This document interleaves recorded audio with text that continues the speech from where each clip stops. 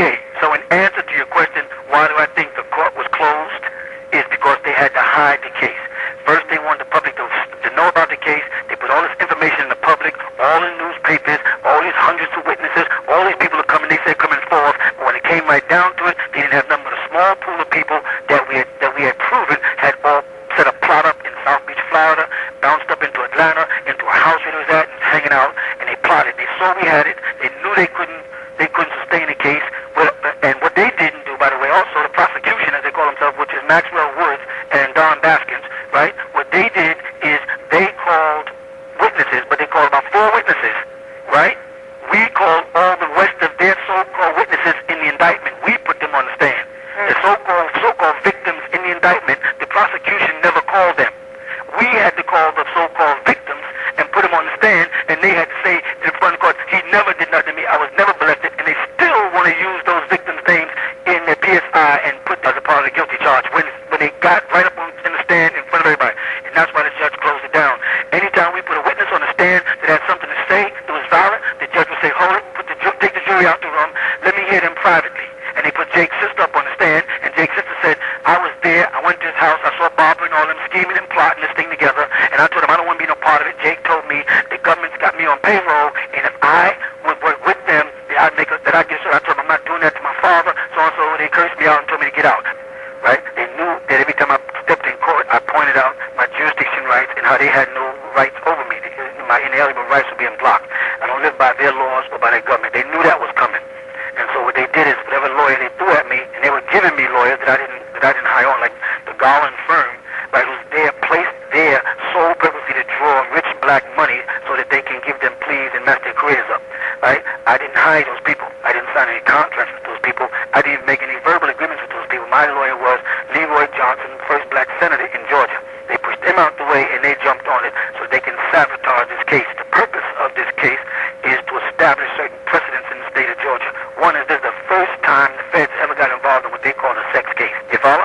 Yes. Second, this is the first time Middle District Georgia got involved with a RICO case. So they were trying to set a precedence with this organization, as they call us the Nuwapians, and avoid now the Yamasee Native American tribal name, so that they can keep it as a religious organization. And this is why the case was all in court based around religious and religious belief and who I say I am and who they believe I to be, so that they can eventually, after this case, set a precedence to go after all of the black ministers in Georgia, like Creflo and all the other prominent black ministers, so they can come after them. Somebody can come out the framework 10 years, 15 years and say he did something to them, he felt them, or he did this thing, get 3 or 4 people to collaborate that was on salary by the government, by the way, because we found out the witnesses were on salary, receiving favorable concessions, which came out in the court. Right? I know I didn't answer your question yet, but I want to get this on point. Okay. Receiving favorable concessions, like Jake York was paid by them. We know that to be a fact. And he was sent out to scare other people, to tell other people, we got information on you, and if you don't say this, and you're going to take your kids away, we're going to lock you up, etc., etc., etc. Question. But now that that's on point, right? Why did they close the court? The judge had to close the court because they knew they didn't have the witnesses. They had boasted from day one that they had all these children that had been molested. And they said they're going to put them up there and they can't wait. Because I remember when I was in Atlanta, when Mr. Bright came on with his new indictment, the first thing he said in the newspaper, in Atlanta Constitution Journal, and News Today, he said, I want to put every child up there because I want every part of this case heard. That was his whole new thing when he came out with all this new indictment. As time went on, they realized that as they called people and interviewed people, that most of the people that they had as victims were saying nothing never happened. Right. And that they isolated down to a handful of people who had corrupt records, for instance, money, and put it in this kind of money orders and break it down like this, and everything will go away. We got a bunch of letters from her son admitting to me that he's very sorry, that his mother and them put him up to do this for a lot, for money, and told him how now that they're out of the community they can't survive and they don't know how to do anything, and they need to go, and the community should be paying them, and so they just get money out of the community.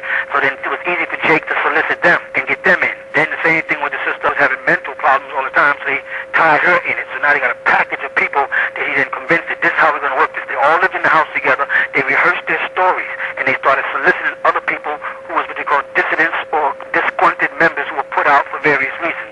Before this, they planned on having an open court, make a big scene out of it. The judge was smart, so what he said was, I'm going to move this down to a town called Brunswick.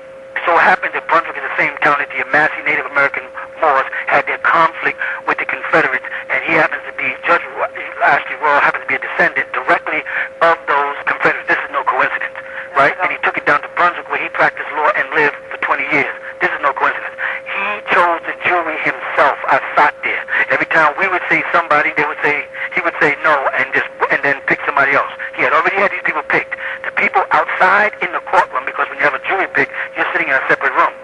Outside in the courtroom, the people were gathered, over 200 people, waiting to be selected. As they were coming in, he would ask them, this is Ashley Royal, right? And we have the minutes of this here. Did you hear about the case? They would say yes. The whole purpose of pulling the jury is because they're not supposed to hear about the case, so they're not biased or prejudiced. They would say yes. Where did you hear about the case? I heard about the case from the Savannah newspaper. I heard about the case from the Brunswick newspaper. I heard about the case on the radio this morning. And did you hear about a guilty plea? Yes, I heard that the man pleaded guilty, so he must be guilty. He still put those people on the jury panel. After they came in and said they were discussing it inside the court before they came in. And this, about out of the 40 or 50 people that he did bring in, everyone said not one person said they never heard nothing about the case, or never heard nothing about the Wapians, or never heard nothing about Malachi Z, or what they called. Every single one of them admitted to having heard something about this case. He still put them on the jury panel, and then he shuffled the jury panel in a way where it looked like there were some blacks up there, which would make it somewhere near a jury of my peers, but by the time it came down, those were what they call the sit-ins, and they were pulled off.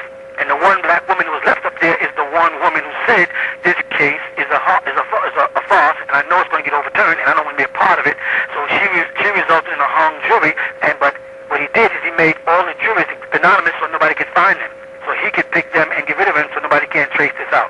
So he set it up like that. So they moved it down there, but he moved his excuse that he'd been monitoring the Nawapians for years as a judge